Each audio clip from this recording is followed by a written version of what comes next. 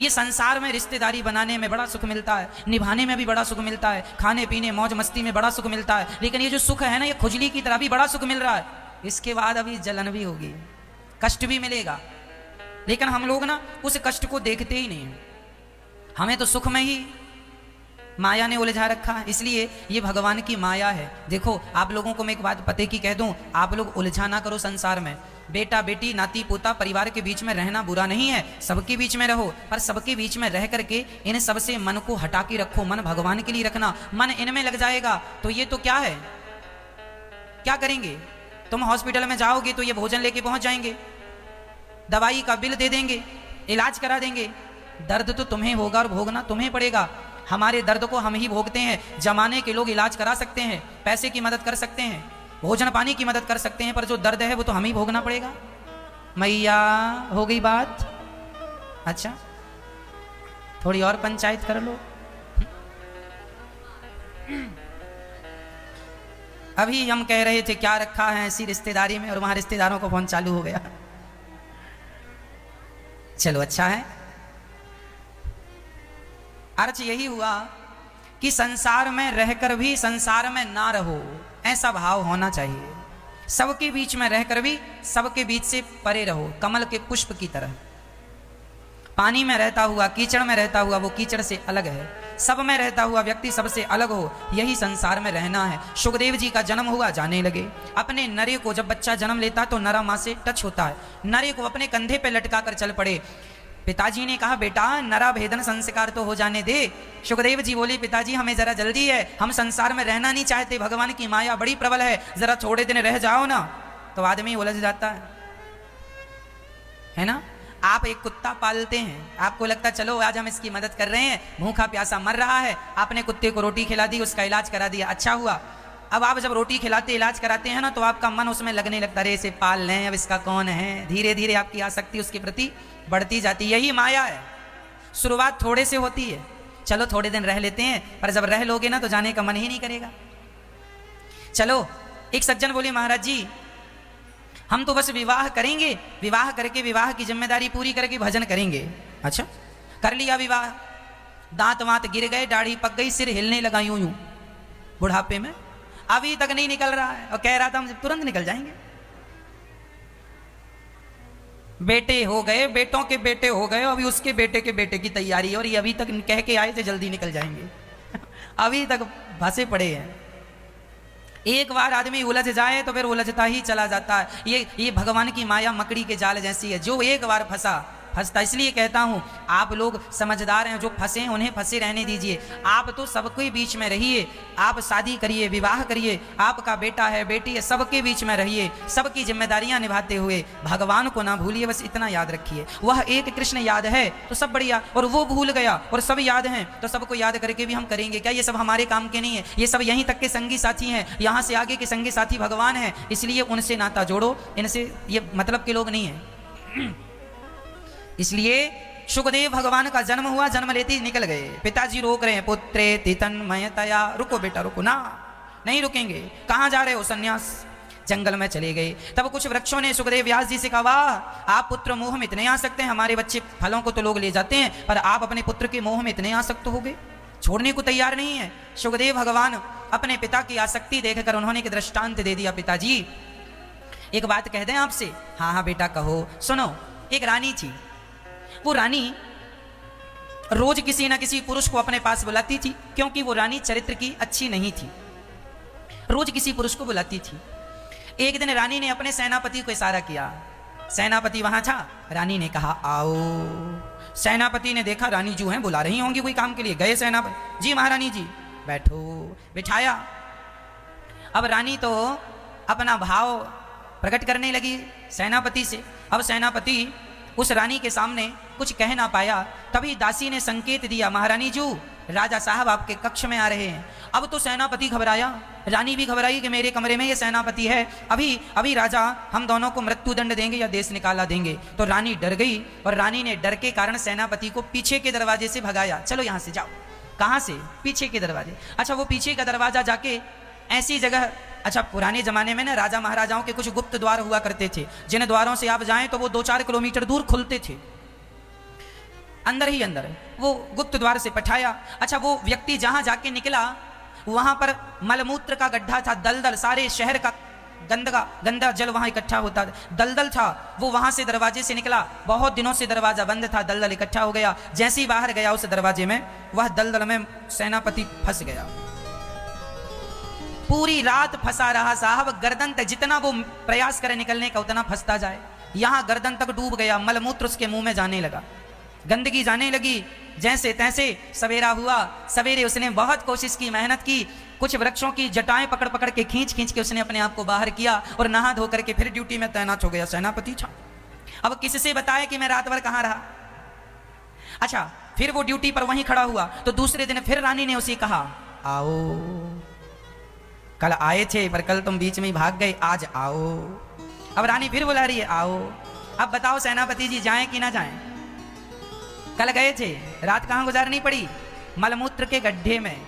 सेनापति जी ने वहीं से रानी जी को इशारा किया, ना, कल आए थे, रात कहां गुजारनी पड़ी वहां, आज बस उठक बिठक लगा रहे हैं, आज ना बुलाओ। सुखदेव भगवान ने व्यास जी को यह कथा सुनाई। व्यास जी ने कहा इसका तात्पर्य क्या हुआ? तब सुखदेव भगवान ने इसका अर्थ किया, सुनिए पिताजी। जैसे वह सेनापति एक रात मलमूत्र के गड्ढे में रहा तो उसकी अकल ठिकाने लग गई। अब वह दोबारा उस गड्ढे में जाने की कोशिश नहीं करेगा। अब वह ऐसी गलती नहीं करेगा कि फिर उसे रात गड्ढे में गुजारनी पड़े। पिताजी, वो सेनापति एक रात गड्ढे में गुजारा तो उसकी अकल ठिकाने लग गई और वो सुधर गया। लेकिन हम ऐसे लोग हैं कि 9-9 महीने उस गड्ढे में गुजार के आते हैं, लेकिन हम सुधरने का नाम नहीं लेते। वो गड्ढा क्या है? माँ का गर्भ। माँ के गर्भ में कौन से मखमल के गद्दे बिछे हैं? कौन सी व्यवस्था है? एसी लगी? अरे माँ के गर्भ में आदमी उल्टा लटकता है और आप हम सब उल्टे लटके थे माँ के पेट में। माँ के पेट में क्या है? मल और मूत्र भरा पड़ा। कई बार डॉक्टर कहता बच्चे के पेट में पानी चला गया। पानी क्या है? मूत्र चला जाता है, मल चला जाता, गंदगी चली जाती है। हम सब उस गर्भ में 9 माह गुजार के जैसे तैसे आए। इतना कष्ट भगवान से प्रार्थना की, प्रभु बाहर करो इस गर्भ से। भगवान ने कहा मैंने कितनी बार बाहर किया तो फिर अंदर आ जाता है। कर्म ही ऐसे करता है। सुखदेव जी बोले मैं 12 वर्ष माँ के गर्भ में रहा हूं, अब उस गर्भ में आना नहीं चाहता, इसलिए जा रहा हूं भजन करने के लिए। वो स्त्री बुला रही थी, रानी आओ। ये रानी कौन है? ये माया है। हम लोग जन्म लेते हैं, जरा होश आता है, संभलते हैं तो हमें संसार का सुख अपनी ओर खींचता है, आओ हमारी तरफ। पत्नी अपनी ओर खींचती है, बेटा अपनी तरफ खींचता। बेटे का मोह, बेटे की मोह ममता, पत्नी की मोह ममता, पति की मोह ममता, पैसों की मोह ममता, काम धाम की मोह ममता, पद प्रतिष्ठा की मोह ममता, ये सब रानी वही रानी है जो बुलाती आओ आओ आओ, और हम चले जाते हैं और फिर उसी गड्ढे में चले जाते हैं। उस गड्ढे में जाने के लिए फिर मजबूर हो जाते हैं। कौन सा गड्ढा? माँ के गर्भ का गड्ढा। यही वो गड्ढा है जहां व्यक्ति 9 माह रहता है, बड़ा कष्ट पाता है, फिर भी ऐसे कर्म करता है। इसलिए कहता हूं आप ऐसे कर्म ना करो कि उस गड्ढे में जाना पड़े। ये जन्म और मृत्यु का पहिया चल रहा है। ये मौत, जन्म, मृत्यु, पुनरपि जननम, पुनरपि मरणम, पुनरपि जननी जठरे शयनम। यदि इस जन्म और मृत्यु के चक्र से बचना है, माँ के गर्भ से बचना चाहते हो तो भगवान की शरण में चले जाओ। भगवान तुम्हें सदा सदा के लिए जन्म और मृत्यु के कुचक्र से बचा लेंगे।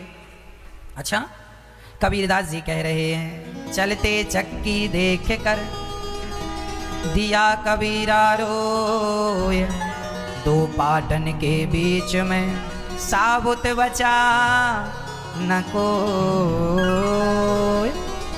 ये चलती चक्की क्या है? ये चक्की है जन्म, और चक्की में 2 पहिया होते हैं। एक पहिया है जन्म का, एक मृत्यु का। हर आदमी जन्म और मृत्यु में पिस रहा है। आपका क्या हुआ? जन्म। अभी जन्म हुआ ना, कुछ दिन बाद मर जाओगे, फिर क्या होगा? फिर जन्म होगा, फिर क्या होगा? फिर मर जाओगे, फिर जन्म होगा, फिर क्या होगा? फिर मर जाओगे, फिर जन्म। फिर कब से हो रहा है? अनादि समय से, कोई गिनती नहीं है कब से हो रहा है। कई बार आपने जन्म लिया, जन्म लो, मर जाओ, जन्म लो, मर जाओ, जन्म लो, पुनरपि जननम, पुनरपि मरणम, पुनरपि जननी जठरे शयनम। बार बार क्या करें कि बच जाएं? कबीर जी रोने लगे। चलती चक्की देख कर दिया कबीरा रोय। कबीर जी रो रहे हैं। कबीर जी को रोता देखकर कबीर जी का एक बेटा था, नाम था कमाल। कबीर जी के बेटे का नाम, कबीर जी जुलाहे थे, कमाल बेटे का नाम था। इनकी बेटी का नाम था कमाली, कमाल कमाली। तो कमाल नाम का बेटा था। जब वो अपने पिता कबीर जी को रोता हुआ देखा तो कबीर जी से कहा पिताजी क्यों रो रहे हो? बोले बेटा चलती चक्की देख कर दिया कबीरा रोय, 2 पाटन के बीच में साबुत बचा। तुम भी और हम भी कोई साबुत बचने वाला नहीं है। तब कमाल ने कहा कबीरदास जी से पिताजी मत रोइए, एक उपाय है मेरे पास। क्या? बोले चलते चक्की चलने दे, पिस पिस आटा हो, कीले माही जो रहे, बाल न बांका हो। चक्की में एक खूंटी होती है, खूंटा कुछ भी कहो, एक लकड़ी होती है, उसके बीच में दूसरा पहिया रखा जाता है। यदि कोई गेहूं का दाना उस एक कील के पास चला गया तो कितनी भी चक्की चलाए उस दाने को नहीं पीसती जो एक कील के पास चला जाता है। आपने गांव के जमाने की चक्कियां देखी हैं? हमने तो देखी भी हैं और पीसी भी हैं। तो वो दाना वहां एक कील के पास चला जाए तो कितनी भी चक्की चले वो दाना नहीं पिसता। तो कमाल कहता है पिताजी, जो एक भगवान की शरण में चला जाता है वह जन्म और मृत्यु के चक्र से पिसने से बच जाता है। इसलिए उस एक परमात्मा की शरणागति समझदारी से ग्रहण कर लो, यही आपकी और हमारी समझदारी है। नहीं तो ये जो अवसर आज मिला है मनुष्य का शरीर, अब कब मिलेगा इसकी कोई गारंटी नहीं। बड़े भाग्य मानुष तन पावा, सुर दुर्लभ सद ग्रंथन गावा। बड़े भाग्य से मिला है मेरी माँ, इस शरीर से भगवान को प्राप्त कर लेना और आप जन्म और मृत्यु से अपने आप को बचा लेना, इसी में आपकी सबसे बड़ी समझदारी है। भगवान ने तुम्हें कुत्ता बिल्ली नहीं बनाया, मनुष्य बनाया है। इसलिए बनाया है कि तुम जन्म और मृत्यु से बच सको मनुष्य का शरीर पाकर। यदि इस शरीर को पाकर ना बच पाओगे तो फिर कभी नहीं बच पाओगे। मनुष्य का शरीर पाकर ही जन्म और मृत्यु से बचा जा सकता है, नहीं फिर अगले जन्म में कुछ बन के आओगे, फिर अगले जन्म में कुछ बन के आओगे, फिर कुछ। थोड़ी सा मोह माया हमें उलझा देता है, थोड़ा सुख हमें उलझा देता है। प्रार्थना है, सुखदेव जी कहते हैं मैं नहीं उलझना चाहता इस सुख में, सब छोड़ छाड़ के जंगल जाकर भगवान का चिंतन करने लग गए। हम आपसे ये नहीं कहना चाहते कि आप लोग भी सब छोड़ छाड़ दो ना, आप लोग छोड़ के कहाँ जाएंगे। हमारा इस कथा का अर्थ ये बिल्कुल नहीं है कि आप सब छोड़ दो। इस कथा का तात्पर्य यह है कि आप सबके बीच में रहकर कर्तव्यों को पूरा करते हुए, अपने कर्मों को पूरा करते हुए, पत्नी पुत्र का पालन करते हुए, परिवार का भरण पोषण करते हुए, पैसा कमाते हुए, फैक्ट्री चलाते हुए, दुकान चलाते हुए, किसानी करते हुए, सब काम करते हुए भगवान का चिंतन करते रहो। नाथ मैं आपका हूँ, ये सब आपका है, ये भाव से आप रहेंगे तो गृहस्थ जीवन बुरा नहीं है। आपको छोड़ के किसी भी उम्र में कहीं जाने की जरूरत नहीं है, सिर्फ मन को हटाने की जरूरत है। मन को हटाने की जरूरत है, केवल मन हटाना है, तन नहीं हटाना। तन तो काम में लगाओ, तन काम में नहीं लगेगा तो आलसी हो जाएगा। इसलिए तन को काम में लगाओ, मन को भगवान में लगाओ। ये जो तुम्हारा मन बेटा बेटी नाती पोतों में लगा, यहां से मन हटाओ और ज्यादा से ज्यादा भगवान का चिंतन करो। ऐसे सुखदेव भगवान को नमस्कार करते हैं। व्यास जी ने फिर उन्हें बुलाया है और भागवत जी का पठन पाठन कराया है। तब सुखदेव जी ने राजा परीक्षित को भागवत सुनाई। अब बड़े प्रेम से सभी ध्यान से सुने। सूत जी और शौनक आदि ऋषियों का नैमिषारण्य में समागम हुआ। सूत जी को देखकर सभी शौनक आदि ऋषि खड़े होकर स्वागत। 88,000 ऋषि शौनक आदि, उन सभी ऋषियों के बीच में सूत जी आए और सूत जी के सामने हाथ जोड़कर सबने प्रार्थना की। भक्ति ज्ञान विरागाप्तो विवेको वर्धते महान, माया मोह निरासश्च वैष्णवै क्रियते कथम। भक्ति ज्ञान विरागाप्तो विवेको वर्धते महान।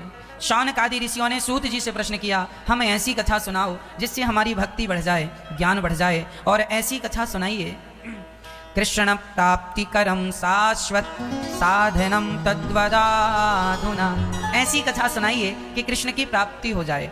अच्छा, इस कली काल में आप यदि भगवान को पाना चाहते हैं तो इस कली काल में एक ही उपाय है, केवल भागवत ही ऐसी हैं जो हमें कृष्ण की प्राप्ति करा सकती हैं, दूसरा कोई साधन नहीं है। इसलिए हम सभी भागवत का आश्रय लें। आज भारत के करोड़ों लोग ऐसे हैं जो टीवी के माध्यम से भागवत जी को अपने आप को अर्थात अपने आप को भगवान के चरणों में सौंप चुके हैं। आप सभी भी उन्हीं में हैं। भागवत सुन करके ही तो आपके अंदर वृंदावन आने का भाव जागा। यदि आप भागवत ना सुनते तो बताओ वृंदावन आने का मन होता, भगवान का दर्शन करने का मन होता? तो आज आप वृंदावन आए, भगवान से मिले, तो इसके पीछे भागवत जी हैं या नहीं? तो भागवत जी ही प्रेम जगाती हैं, भागवत जी ही मिलने की उत्कंठा बढ़ाती हैं, और जब उत्कंठा बढ़ गई तो भगवान मिल जाते हैं। इसलिए सदा गृहस्थों को चाहिए कि वो सदा भागवत जी सुनते रहें, सत्संग करते रहें। यह सत्संग करने का जो सुनहरा अवसर है ये गवाइए मत। सत्संग वह संजीवनी है जो हमें भवसागर से भव रोग को समाप्त कर सकती है। भागवत वह संजीवनी है जो भव रोग को, भव रोग क्या है? जन्म और मृत्यु का जो रोग मैंने बताया, यह एक रोग है।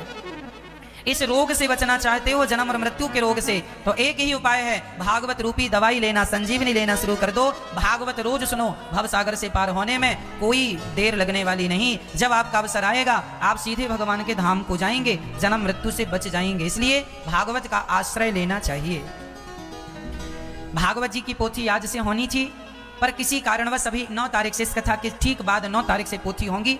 आप भी अपने पूर्वजों के अपने कल्याणार्थ अपने लिए पोथी पाठ करा सकते हैं, तो आप भी भागवत जी की पोथी करा के अपने जीवन को कृतार्थ कर सकते हैं। आज भी कुछ पोथियां बैठी हैं, जो लोग यहाँ आ गए थे भक्त लोग, उनकी पोथियां तो आज बैठी हैं, पर बाकी जो भक्त अपने घर से ही सुनने वाले हैं उनकी पोथी आप सभी की 9 तारीख की कथा जब होगी उसमें पोथी पाठ कराए जाएंगे। और आप सभी बड़े प्रेम से पोथी पाठ श्रवण करते ही आप अपने जीवन के समस्त पापों से निवृत्त होकर सदा सदा के लिए अपना मोक्ष का रास्ता प्रशस्त कर लेंगे केवल भागवत जी से। ये भागवत जी की पोथी पाठ हम क्यों कराते हैं बार बार? इसलिए कि भारत का गरीब से गरीब तबका, गरीब से गरीब व्यक्ति भी भागवत जी की पोथी करा के आप सभी अपना कल्याण कर सकें, है ना।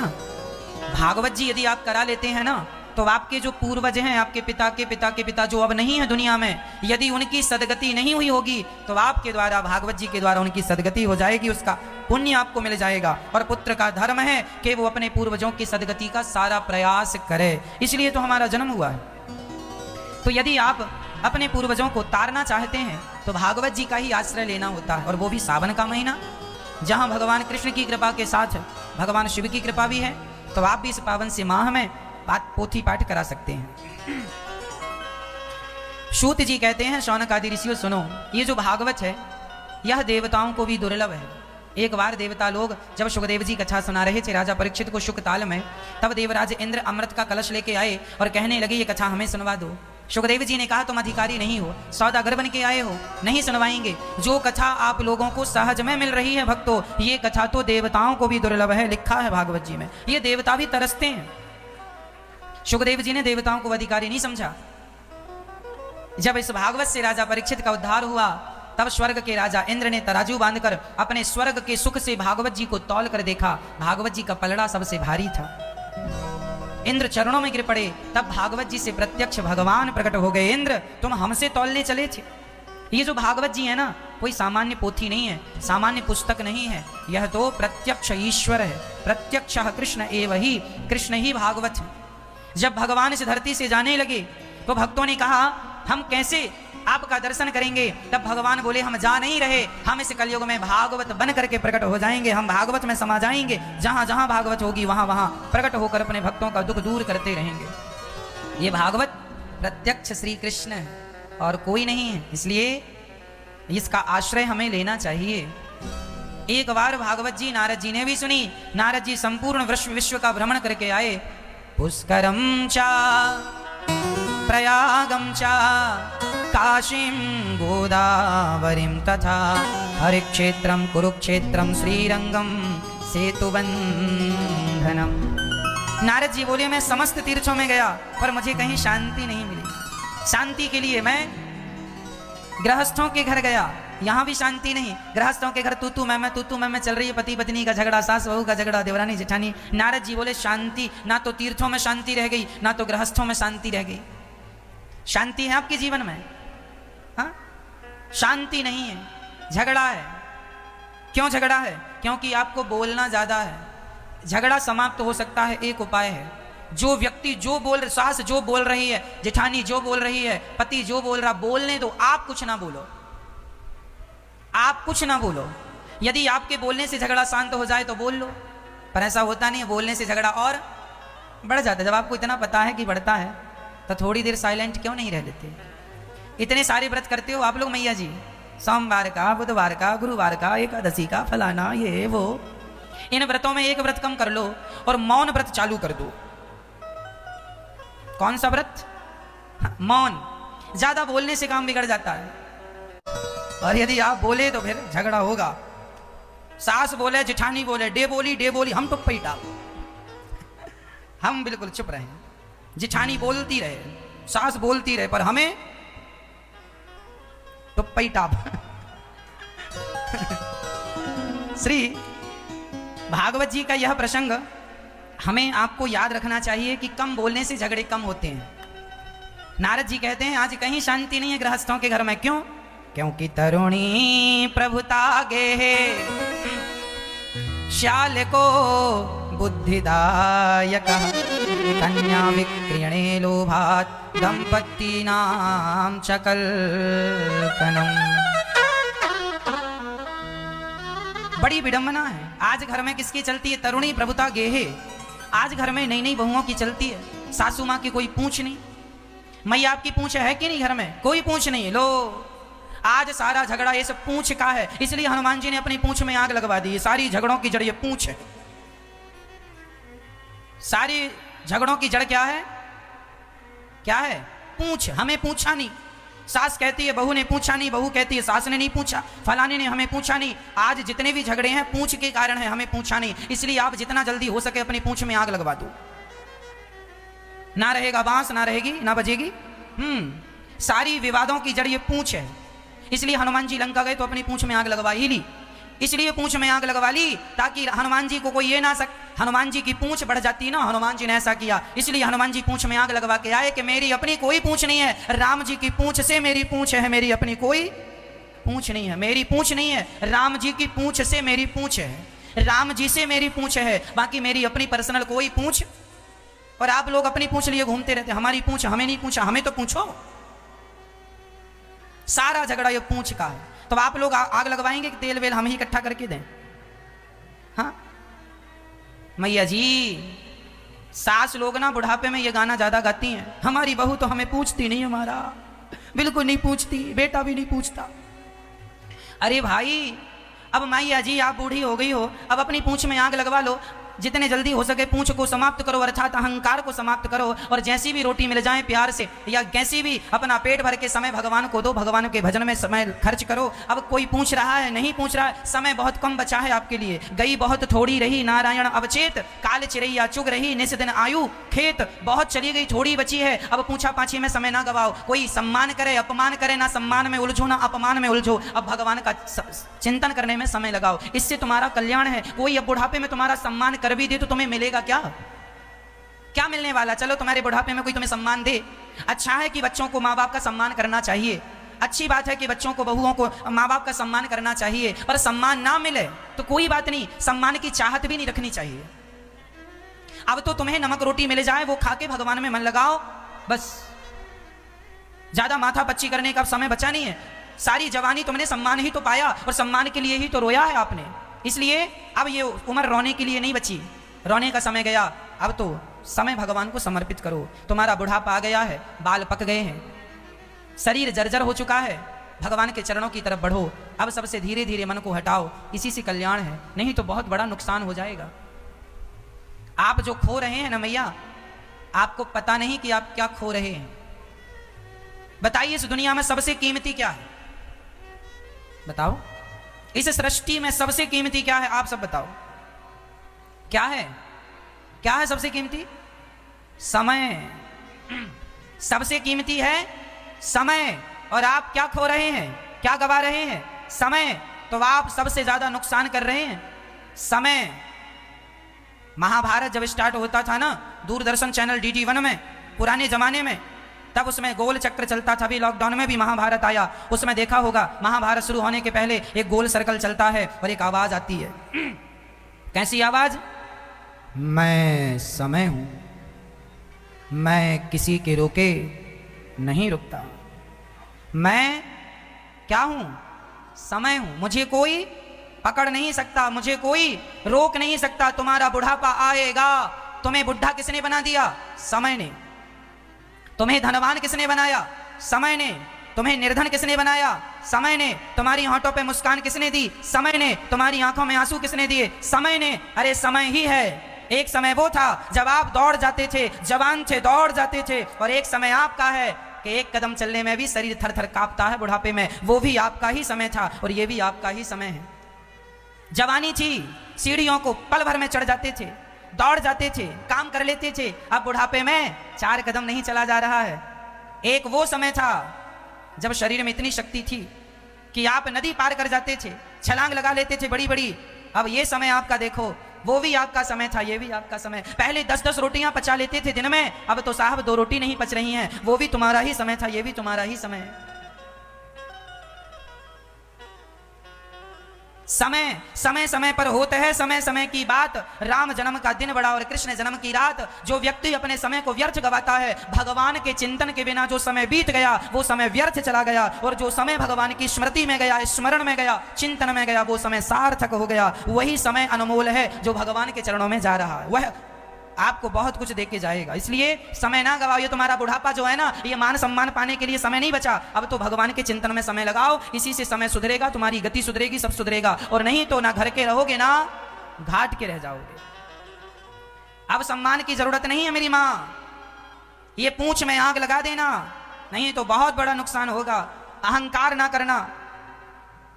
जैसी रोटी मिल रही है, सम्मान से मिले या अपमान से, अब रोटी खा के पेट भरो और अपना भजन करो। अब बच्चों को आप कह रहे हैं महाराज जी हमारी बहू सुनती नहीं है, महाराज जी हमारा बेटा सुनता नहीं है। क्यों? तुम्हारा बेटा बहरा है, बहू बहरी है, सुनती नहीं? नहीं महाराज जी वो वाली नहीं, ऐसे नहीं सुनती, कुछ कहते हैं। अच्छा वैसे तो सुनती है, बहरी तो नहीं है, सुनती नहीं है। अच्छा आपकी बहू नहीं सुनती, आपका बेटा नहीं सुनता, आपने कितनी बार उसे समझा लिया? समझा लिया ना अपनी बहू को। सास कितनी बार समझाती है बहू को, बेटा ये मत करना, ये गलत है, ये मत करना, गलत है। आपने समझा दिया ना अपने बेटे को, बेटा ये गलत है, ये मत करना, यहाँ मत जाना, ये गलत है, ये गलत है। समझा दिया ना, कह दिया ना शराब ना पीना गलत है। 1 बार कहा, 2 बार कहा, 3 बार कहा, 4 बार कहा, नहीं माना ना, अब मत कहो। अपनी बहू को तुमने 10 बार समझा दिया है, गलत काम करने से रोक दिया, नहीं रुक रही है, मत कहो। बेटे को समझा दिया, समझाना हमारा फर्ज है, पर 1 बार 2 बार 3 बार, चलो 10 बार 20 बार तुमने समझाया, अब नहीं समझ रहे हैं वो लोग, आप मत समझाओ, अब उन्हें समय समझाएगा। और जब समय समझाता है ना तो अच्छे खासे लोग समझ जाते हैं। इंसान एक तो गुरु समझाता है और फिर समय समझाता है। गुरु समझाकर इम्तिहान लेता है और समय इम्तिहान लेकर समझाता है। दोनों के समझाने बस इतना अंतर होता है। गुरु सिखाता है, समझाता है, फिर इम्तिहान लेता है, और समय पहले इम्तिहान लेता है फिर बाद में समझाता है। इसलिए जो आदमी गुरु की नहीं समझ रहा है, माँ बाप की नहीं समझ रहा है, अब तुम्हें समय समझाएगा। और समय कौन? समय कौन है? भगवान को ही समय कहते हैं, कृष्ण ही समय है, मैं समय हूं। ये समय कौन है? ईश्वर ही समय है। ईश्वर की लाठी में आवाज नहीं होती। अभी नहीं समझ रहे हो ना, समझोगे, पर जब तक समझ में आएगा तब तक बहुत देर हो चुकी होगी। अभी देर नहीं हुई, अभी समझ लोगे तो कल्याण है, नहीं तो देर हो जाएगी। समझ लो कि कौन हूं मैं, कहां से आया हूं मैं, किस लिए आया हूं मैं। इसलिए तरुणी प्रभुता गे है श्याल को बुद्धिदायक, कन्या विक्रीणे लोभा दंपत्ति नाम च कलकनम। आज घर परिवार में कोई किसी की सुनता नहीं है, समझता नहीं है। आज पहले संबंध होते थे, आजकल सौदे होते हैं। कितने का बेटा दिया? 10 लाख का। आज संबंध नहीं होते। आज लड़की वाले जाते हैं लड़के को देखने ना, तो एक कमरे में जाके मीटिंग होती है। मीटिंग में क्या बातें होती हैं? लड़की वाला पूछता है भैया क्या लेंगे आप? हाँ अब सुनो, 20 लाख तो कैश लेंगे, 10 लाख खाते में ट्रांसफर कर दीजिएगा। तुम विवाह कर रहे हो कि बेटे को बेच रहे हो? क्या कर रहे हो? आज बच्चे बिक रहे हैं, बाप बोली लगाता 30 लाख, 30 लाख 1, 30 लाख 2, 30 लाख 3। कोई बोला 35 लाख, हाँ साहब 30 लाख वाले को कैंसिल करो, 35 लाख वाले को। आप लोग भी तो अपने बच्चों को इसलिए पैदा नहीं कर रहे हैं कि आप भी बड़ा करके बेचेंगे उसे। आपने अपने बेटे को बेचा तो नहीं, तो अभी तैयारी है बेचने की अगले साल? नहीं, मत बेच देना। और यदि बेच दोगे तो बहू खरीद लेगी, और बाद में मत बोलना कि बहू सेवा नहीं करती। क्यों करेगी सेवा? तुम्हारे बेटे को खरीद लिया है, खरीद लिया है, अब वो तुम्हारे बेटे को लेके चली जाएगी। फिर तुम्हारी सास बहू का कोई रिश्ता थोड़ी है, क्योंकि तुमने भाई बाजार में जो चीजें हमें मिलती हैं हम खरीद लेते हैं, वो हमारी हो जाती है। ऐसे ही होता ना। मोबाइल हमने खरीद लिया वो हमारा हो गया, गाड़ी हमने खरीद ली वो हमारी हो गई, पत्नी ने पति खरीद लिया, लड़की के पिता ने लड़के को खरीद के अपनी बेटी को दे दिया, बेटी ये तुम्हारा है। अब इसकी सास पर इसका कोई अधिकार नहीं, मतलब तुम्हारी सास पर इसकी माँ का कोई अधिकार नहीं, इसके बाप का कोई अधिकार नहीं, क्योंकि अपने इसके माँ बाप ने तो बेच दिया। हाँ बेचा ना होता, सौदा ना किया होता, तो फिर तुम्हारी सास भी थी, तुम्हारा ससुर भी था, अब तो खरीद लिया, अब तो तुम्हारी कोई सास ससुर है नहीं। केवल बहुओं की गलती नहीं होती मेरी माँ, तुम सासों की भी गलती होती है। जब तुम बड़ा सा मुंह फाड़ते हो दहेज मांगने के लिए, तब अच्छा लगता है दहेज लेने में, बाद में फिर महाराज बहू सेवा नहीं करती। क्यों करेगी सेवा? क्यों करेगी? तुम्हारी नौकरानी है? फोकट में नहीं लिया तुम्हारे बेटे को, 30 लाख में खरीदा है, तुम्हारे मुंह को पैसे से बंद किया है, ठूसा है तुम्हारे मुंह में पैसा, लो खाओ पैसा, तब लिया, फोकट में नहीं दिया। अब चुप रहो, कोई सेवा नहीं होगी। क्यों? क्योंकि तुमने संबंध नहीं बनाया, सौदा किया। इसलिए हाथ जोड़ के कहता हूं मेरी मां, आज ना सही कल बहुत भारी पड़ेगा। दहेज लेना, लड़की के माँ बाप जो श्रद्धा से देते हैं ले लेना चाहिए, उसमें कोई नुकसान नहीं है जो श्रद्धा से है, पर जबरदस्ती की डिमांड नहीं होनी चाहिए। लड़की योग्य देख लो, लड़का योग्य देख लो, पर अपने बेटों को बेचो मत, कल को बहुत पश्चाताप करना पड़ सकता है। इसलिए ये जो दहेज की दीमक है समाज में लगी हुई है, इस दहेज की दीमक को भी समाप्त करना पड़ेगा। दहेज प्रथा समाप्त करनी होगी, नहीं तो बहुत नुकसान हो रहा है मेरे देश का दहेज के कारण। संबंध टूट रहे हैं, बेटियों को जिंदा जला दिया जाता है दहेज के कारण, फांसी पर लटका दिया जाता है दहेज के कारण, मिट्टी का तेल डाल के आग लगा दी जाती है दहेज के कारण। कितने क्राइम हो रहे हैं आप लोग सब जानते हैं, छिपा कुछ नहीं है।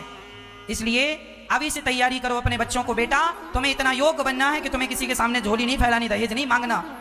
बेटी को योग्य बनाओ, बेटों को योग्य बनाओ, ताकि ये दहेज की दीमक सदा सदा के लिए चली जाए। और दहेज मांगने वाला व्यक्ति अमीर हो, उसके घर शादी ना करना बेटी की। अरे अपने पैरों में खड़ा कोई गरीब हो, उसको दे देना अपनी बेटी, वो कमा के खा लेगा। तुम्हारा जो भाग्य में होता है वो मिलके रहेगा।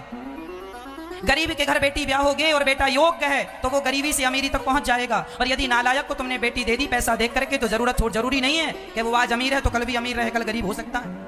इसलिए पैसे वालों को बेटियां ना देकर योग्य व्यक्ति को, योग्य लड़के को, टैलेंटेड व्यक्ति को बेटी देनी चाहिए। जो व्यक्ति ये कहे कि मुझे लेना नहीं, लड़की का पिता जो देता है वो स्वीकार है। सौदे खत्म हो जाए, हम केवल इतना चाहते हैं, संबंध हो, सौदा ना हो। ये नारद जी कह रहे, तरुणी प्रभुता गे है शाल को बुद्धिदायक कन्या विक्रियणे लोभात दंपत्ति नाम चकल कनम।